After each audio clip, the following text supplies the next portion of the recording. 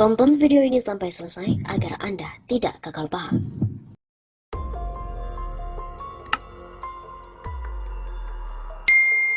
Ada big power yang menjegal Anies Baswedan maju ke Pilpres 2024. Banyak pengamat politik berpendapat Anies Rashid Baswedan bakal kehilangan panggung politik pasca berakhirnya masa tugas Gubernur Anies pada Oktober 2022. Sebagai gubernur terpopuler, bukan hanya Gubernur Anies yang akan berakhir masa jabatannya pada tahun 2022. Total ada 24 gubernur yang akan berakhir tahun 2022 dan 2023. Termasuk dua gubernur populer yaitu Ridwan Kamil dan Ganjar Pranowo akan mengakhiri masa jabatannya pada tahun 2023. Sementara Gubernur Jawa Timur Hovifah Indar Parawansa berakhir pada awal 2024. Dari sinilah posisi Menteri Dalam Negeri menjadi sangat strategis. Menurut Undang-Undang Nomor 10 Tahun 2016, Pasal 201 Ayat 8 disebutkan, pemungutan suara serentak nasional dalam pemilihan gubernur dan wakil gubernur, bupati dan wakil bupati, serta wali kota dan wakil wali kota di seluruh wilayah NKRI dilaksanakan pada bulan November 2024. Dengan demikian, Pilkada tahun 2022 dan 2023 ditiadakan, termasuk pemilihan gubernur DKI Jakarta. Andai Undang-Undang Nomor 10 Tahun 2016 tidak diubah, DKI Jakarta selama 2 tahun akan dipimpin oleh pejabat gubernur. Sosok Anies Baswedan memang membuat ketar-ketir pemilik modal dan elit politik tertentu yang selama ini kepentingannya dihabisi oleh Anies Baswedan. Proyek reklamasi Teluk Jakarta contohnya. Pertarungan politik Anies Baswedan versus para pemilik modal dan elit politik tertentu yang sering disebut the big power diuji melalui batalnya RUU Pemilu dan juga RUU Pilkada serentak dibahas oleh DPR tahun 2020 kemarin. The big power selama ini dinilai gagal menjatuhkan Anies Baswedan dengan berbagai serangan. Prediksi Anies Baswedan tetap akan punya panggung politik setelah purna tugas sebagai Gubernur DKI Jakarta. Justru Anies Baswedan malah lebih leluasa mengkonsolidasi nasional, memperkuat dukungan rakyat dengan berkeliling Indonesia.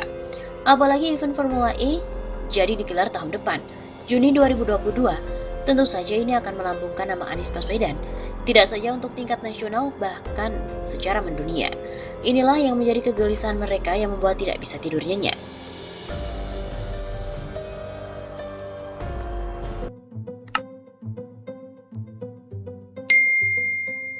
Demi nyawa rakyat, Anies hadapi para Taliban. Pekan ini media dipenuhi oleh berita tentang teguran dari Gubernur DKI Jakarta Anies Baswedan kepada sejumlah korporasi. Bukan kepada pegawai DKI, bukan juga pada orang-orang kecil miskin yang hidupnya susah. Kali ini Anies menegur keras para pemilik perusahaan, para konglomerat besar yang memaksa anak buahnya masuk kerja untuk mengambil risiko terinfeksi COVID-19. Bahkan ada wanita hamil yang juga ikut mengambil risiko tersebut. Wanita hamil bahkan lebih besar risikonya. Jika terinfeksi, maka proses melahirkan akan sangat-sangat berisiko. Saat melahirkan, seorang wanita mesti dalam keadaan yang fit, sehat, dan juga kuat, butuh tenaga ekstra, dan orang yang terinfeksi COVID-19 akan melemah, kehilangan tenaga, dan juga rentan meninggal dunia. Banyak perusahaan yang non-kritikal dan juga non-esensial tetap mewajibkan karyawannya untuk masuk. Jelas, ini melanggar PPKM, yaitu pemberlakuan pembatasan kegiatan masyarakat secara darurat. Perusahaan kritikal juga ada yang melanggar, karena karyawan yang melebihi pun 50% saja masuknya. Tidak saja memulangkan para karyawan, Anies juga memampang foto pemilik perusahaan yang melanggar dan juga memprosesnya secara pidana. Selama ini banyak konglomerat yang merasa aman ketika melanggar aturan. Dengan uang seolah-olah semuanya bisa dinegosiasikan. Sementara rakyat kecil jika melakukan kesalahan harus dijerat hukuman dan terbatas kemampuannya melakukan pembelaan. Kali ini situasinya terbalik. Di tangan Anies, aturan tidak hanya berlaku bagi orang kecil, tapi juga untuk orang-orang besar yang sering kali mendapatkan akses untuk membeli aturan. Lanjutkan Nis, kata netizen. Sikap tegas Anies banjir dukungan. Bila perlu sikat saja, kata netizen yang lainnya. Rakyat senang melihat ketegasan dan keadilan yang dipertontonkan oleh Anies di depan para taipan itu.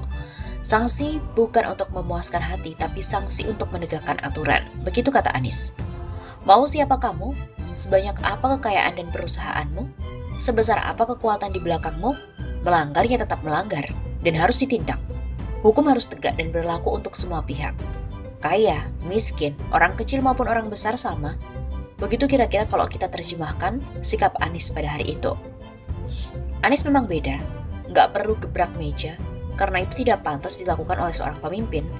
Jika beberapa pemimpin suka memarahi anak buah dan rakyatnya di depan umum dengan suara keras dan juga menggebrak meja, Anies justru marah pada pemilik perusahaan besar yang jelas-jelas melanggar aturan dan membahayakan nyawa anak buahnya.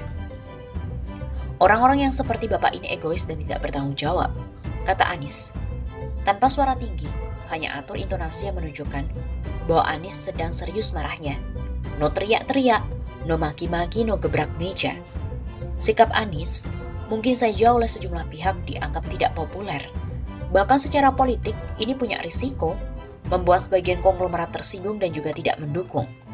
Tidak menutup kemungkinan akan ada serangan balik. Uang mudah untuk melakukan hal semacam ini. Membayar buzzer untuk hajar Anies. Peristiwa ini juga akan menjadi ruang bagi haters untuk membuli Anies. Selain banyak para pendukungnya, sejumlah survei mengungkap bahwa haters Anies juga lumayan. Ini sih konsekuensi seorang pemimpin yang lahir di saat rakyat sedang terbelah. Yang satu mendukung, yang satunya lagi mengambil porsi sebagai haters. Alasan jadi haters ya cuma satu. Anies ini dipilih oleh kelompok lawan. Sesimpel itu. Sebuah sikap yang memang jauh dari rasional. Pokoknya, apapun yang dilakukan Anies itu pasti dianggap salah. Di mata mereka, Anies enggak ada benarnya sama sekali. Mestinya pandemi mengakhiri keterbelahan itu. Mari kita bersama-sama menghadapi COVID ini, begitu kata Anies. Keterbelahan ini akan dengan sendirinya mencair jika Pilpres 2024, Anies berpasangan dengan tokoh yang didukung oleh mereka semua. Misal, Hovifah, Ganjar Pranowo, atau Puan Maharani. Pasti cair. Anies yang terus berupaya merangkul mereka telah secara signifikan mengurangi jumlah haters. Ini juga data dari survei. Haters yang sering muncul saat ini umumnya bukan warga Jakarta, sebagaimana pernah disinggung oleh Refly Harun. Nyawa rakyat Jakarta itu lebih penting dari semua risiko politik itu. Seorang pemimpin mesti berani mengambil risiko jika itu menyangkut nasib dan terutama nyawa rakyatnya. Dalam hal ini Anies menunjukkan sikap kenegarawanannya, mengabaikan semua citra demi untuk menegakkan aturan dan melindungi nyawa rakyat. Bagi seorang pemimpin, nyawa dan nasib rakyat itu menjadi prioritas yang tidak bisa ditukar apapun. Begitu kira-kira prinsip yang jadi pegangan Anies. Dengan support pemerintah pusat, Anies terus memastikan bahwa aturan PPKM darurat di Jakarta bisa berjalan sesuai yang diinginkan. Dengan begitu diharapkan, angka terinfeksi COVID-19 bisa segera dapat ditekan dan jumlah kematian warga ibu kota pun bisa diminimalkan.